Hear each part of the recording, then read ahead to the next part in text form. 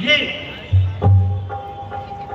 जिस राजा के राज में प्रजा सुखी रहती है वह स्वर्ग का अधिकारी होता है, इसमें संदेह नहीं।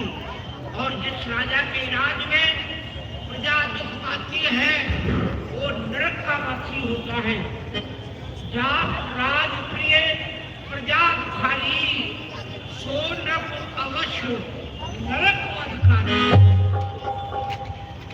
राजा भगवान हमेशा पापी पापी सदा भजे, राजा करते यथा राजा तथा प्रजा। यदि राजा धर्मवान है, नीतज्ञ है, सुचारू रूप से राज का संचालन करता है तो उसकी प्रजा भी उसका अनुकरण करती है, उसके बताए हुए मार्ग पर चलती है। और शास्त्रों में ऐसा कहा है, वही जगत जग धन्य, नीत जो करे प्रकाशन, वही नीत जग धन्य, जिससे होवे दृढ़ शासन। शासन जो है जग धन्य, जो अपनी शान निभाए, शान वही जग धन्य, सात प्राणों को दूर।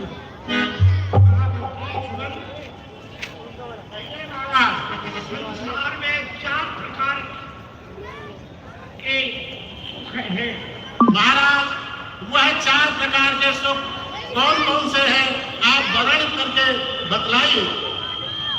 मंत्री सुनो, 4 प्रकार के सुख हैं जिन सुखों का भोग प्रत्येक प्राणी नहीं कर पाता। प्रथम सुख निरोगी काया। पहला सुख है शरीर में किसी प्रकार का रोग व्याप्त नहीं होना चाहिए, वो प्रथम सुख है। प्रथम सुख निरोगी काया और द्वितीय सुख घर में हो माया। दूसरा सुख है घर में राज्य में प्राप्त धन होना चाहिए जिसका वह संचालन सही ढंग से करता है। तृतीय सुख, तीसरा सुख क्या है? सुपात्र नारी। घर में पतिव्रता परायण पत्नी का होना आवश्यक है। पति राज नहीं, पति संचालन नहीं करता पत्नी का, पत्नी के प्रभाव रहता है। और जिसकी पत्नी धर्मवान है, गुणवान है, पति परायण है, पति की सेवा करती है। शास्त्रों में लिखा है पति पूजा पति सेवा यही है काम पत्नी का। और पति के पांव के नीचे है मुक्ति धाम पत्नी का। वह तीसरा सुख है। चौथा सुख पुत्र हो।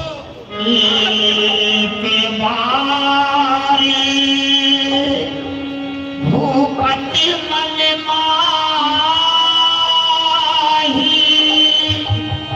भई गलाल मोरे सते नाही। महामंत्री सुमित, मैं तीनों सुखों का अनुभव भली प्रकार से कर चुका हूँ, किंतु चौथा सुख मेरे हृदय की तत्व करता रहा है। इस धावा शांत वाटिका में दावानल बढ़ता रहा है। मेरी चतुर्थ अवस्था हो गई। मैंने 3 रानियों के साथ विवाह स्थापित किया, परंतु मुझे पुत्र की प्राप्ति नहीं हुई। विधाता ने इस सुख से मुझे वंचित रखा है। अब चौथी अवस्था है, संभव है कि मेरा सुख मुझे नहीं मिलेगा। सब कुछ दे रखा है पिता ने, उस परम पिता की असीम कृपा है, परंतु ये देश का ताज देकर